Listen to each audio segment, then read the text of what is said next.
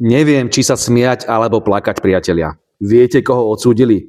Staršieho chlapíka, zhruba v cintulovom veku, čo sa mi vyhrážal, že ma kvôli mojim politickým názorom odie ako psa.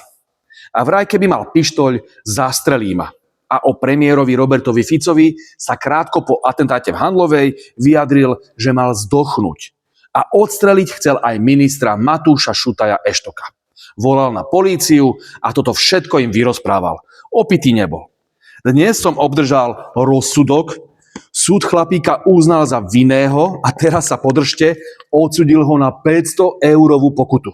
Wow, až takýto drakonický trest. Normálne som dojatý. Ja len, že pokutu 500 eur dostanete, aj keď si zabudnete kúpiť diaľničnú známku. Hneď sa cítim bezpečnejšie, že chlapík sa nám môže ďalej veselo vyhrážať, akurát zaplatí pokutku.